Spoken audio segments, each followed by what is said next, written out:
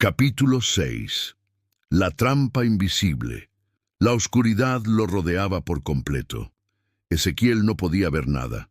Todo lo que sentía era el peso del aire, cargado con una electricidad estática que hacía que su piel se erizara. La pantalla que había mostrado la fecha, próximo ciclo, 2025, había sido la última imagen que había visto antes de quedar sumido en la negrura. A pesar de que había llegado hasta el corazón del laberinto, su mente aún luchaba por comprender lo que realmente estaba sucediendo. ¿Era todo parte de un sueño? ¿De una pesadilla que él mismo había provocado al tratar de desentrañar la verdad? No sabía cuánto tiempo había pasado, ni cómo había llegado a este punto. El vacío que lo rodeaba parecía devorar el tiempo mismo. Todo estaba en silencio absoluto, pero a la vez sentía que el lugar estaba vivo, respirando con una energía oscura que lo asfixiaba. Fue entonces cuando escuchó una voz, baja y cavernosa, que emergió de la nada.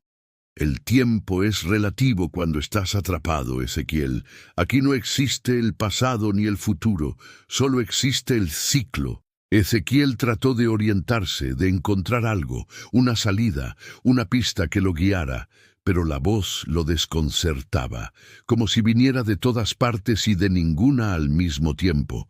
Se forzó a mantener la calma, a reunir las fuerzas que le quedaban.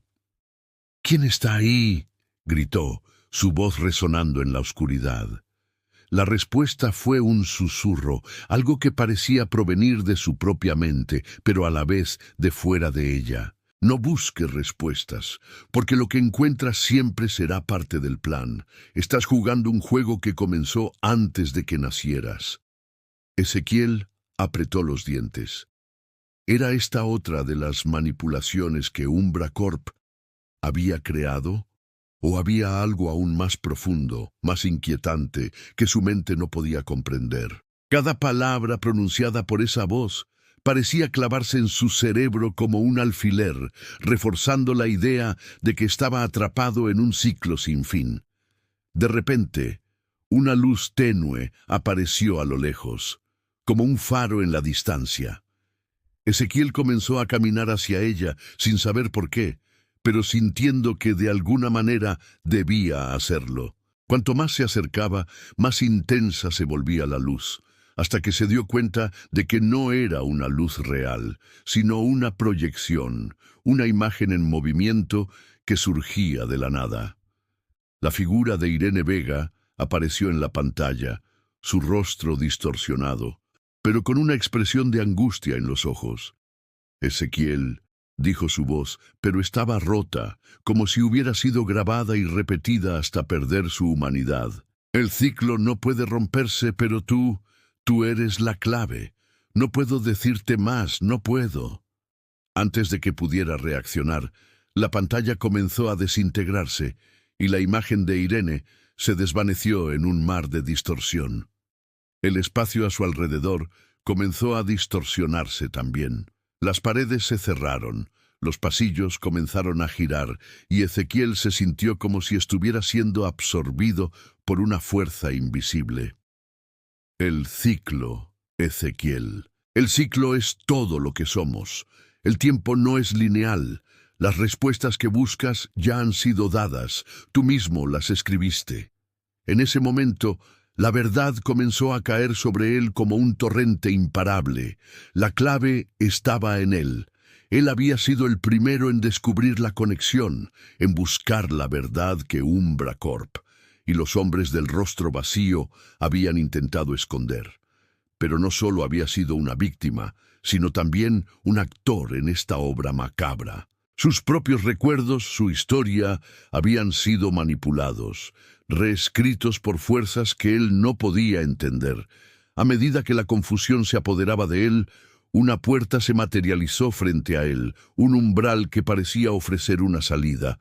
La puerta, sin embargo, tenía un símbolo grabado en ella, una espiral. Al acercarse, Ezequiel sintió que el tiempo se comprimía alrededor de él como si estuviera siendo absorbido por un vórtice. La espiral era más que un simple símbolo. Era la representación de lo que estaba ocurriendo, la repetición infinita, el regreso al mismo punto de partida. Ezequiel no tenía otra opción. Abrió la puerta. El despertar. La luz que emanaba de la puerta lo cegó por un momento. Al cruzar, se encontró en un lugar familiar, pero diferente. Era como si el mundo se hubiera distorsionado. El edificio donde se encontraba ahora no era el hospital psiquiátrico ni su apartamento, sino una versión alterada de la ciudad que conocía. Las calles, los edificios, las personas, todo estaba familiarmente distorsionado, como si estuviera atrapado en una versión paralela de la realidad. Su primer pensamiento fue que estaba soñando, pero pronto se dio cuenta de que no era un sueño. Las personas caminaban a su alrededor, pero sus rostros eran vacíos, como si no tuvieran conciencia propia. Eran marionetas, cada una actuando según un guión invisible. Nadie lo veía, nadie parecía notar su presencia. De repente, una figura apareció ante él. Era Julián, pero con una mirada diferente, una que no era la suya. Su rostro estaba apagado, como el de los demás, y su voz era vacía de emoción. «Has cruzado la línea, Ezequiel», dijo Julián, su voz resonando en el aire pesado. «No puedes escapar de este ciclo. Tú lo has comenzado, y ahora debes continuarlo. Todos nosotros somos parte de él».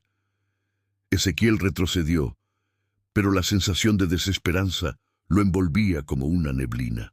Cada paso que daba parecía llevarlo más profundamente en este mundo que ya no comprendía. Sus recuerdos, sus pensamientos, su vida entera se desvanecían mientras caminaba por las calles, rodeado de sombras de personas que nunca conocería.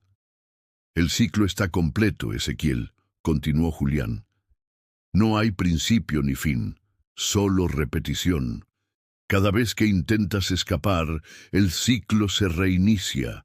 Lo que está sucediendo ahora ya ha sucedido antes, y sucederá nuevamente».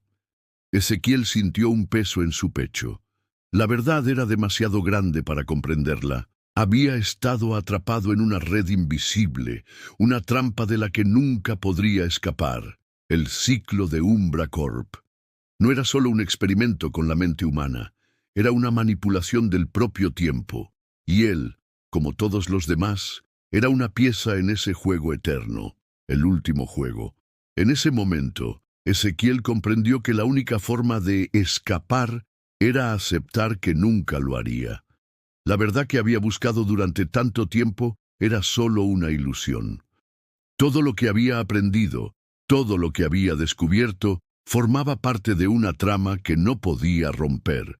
El ciclo lo había atrapado y lo seguiría atrapando por siempre. «Tú ya eres parte del ciclo», dijo Julián, su rostro desapareciendo lentamente en la niebla. «Solo falta que te des cuenta». Y con esas palabras, Ezequiel se dio cuenta de que nunca podría escapar de esta red. El ciclo había comenzado mucho antes de él, y continuaría mucho después de su muerte. Él era solo una pieza más en un juego sin fin, donde la verdad y la mentira se entrelazaban de tal manera que era imposible separarlas.